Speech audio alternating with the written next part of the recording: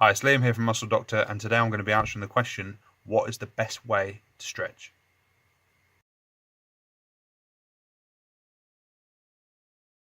There seems to be a lot of confusion as to what's the best way to stretch, and a lot of my clients are unsure and lack direction.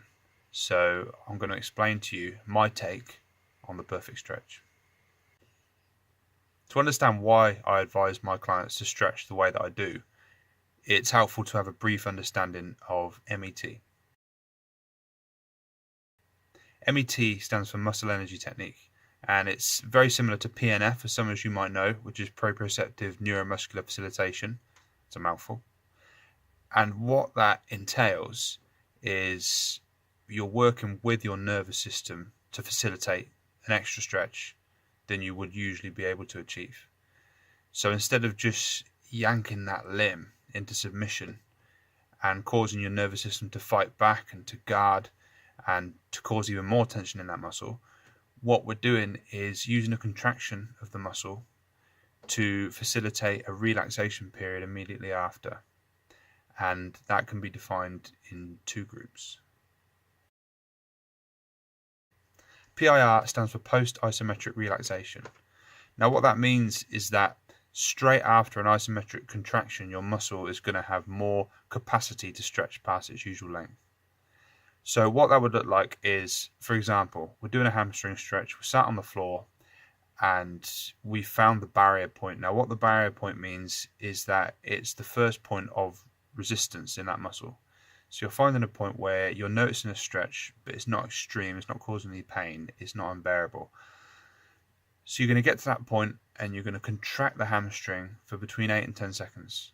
Now that's just a mild contraction, so about 20% of your strength. You're going to want to push the heel into the floor and hold that for 8 to 10 seconds.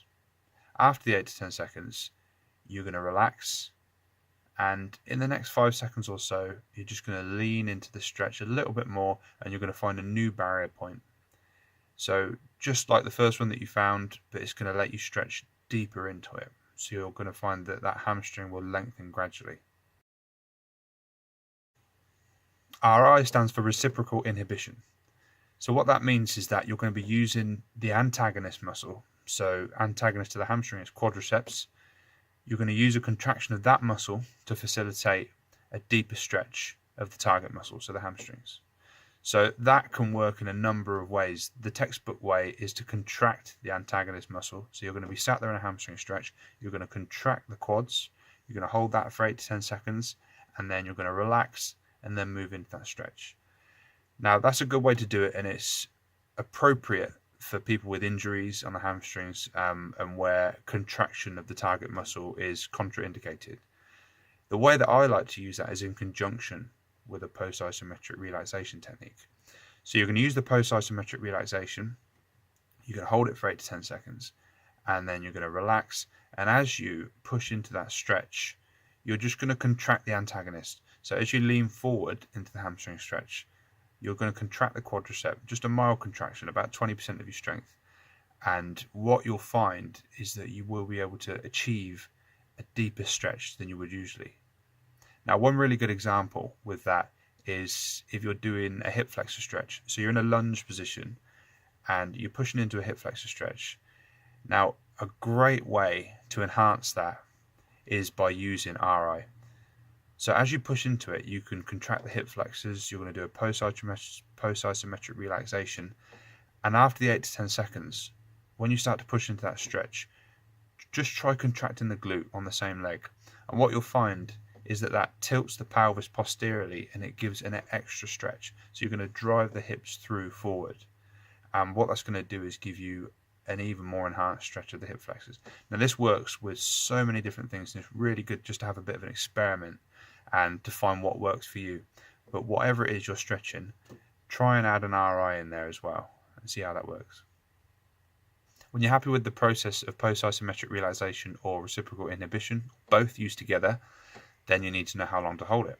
So this again is a hot topic and a point of debate, and I see people stretching in all sorts of ways. Now, the way that I advise to stretch is to use this technique and then to hold it in the new barrier position for about 30 seconds, and then to repeat again, and then to repeat that whole process 3, maybe 4 times.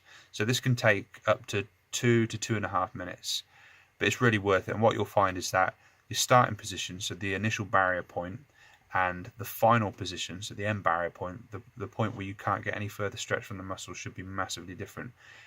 It won't seem extreme because you've got there gradually. It's been slow progress, but what this allows you to do is to coax your nervous system into accepting the new length of stretch. That's my preferred stretching technique. That, in my opinion, is the best stretching technique. It can be applied actively with you doing the work. It can also be applied passively with a therapist doing the work. So give it a go. Let me know how you get on. Feel free to comment in the comment section below with any questions or any feedback on the video, and please like and subscribe to help me build my channel. Thanks.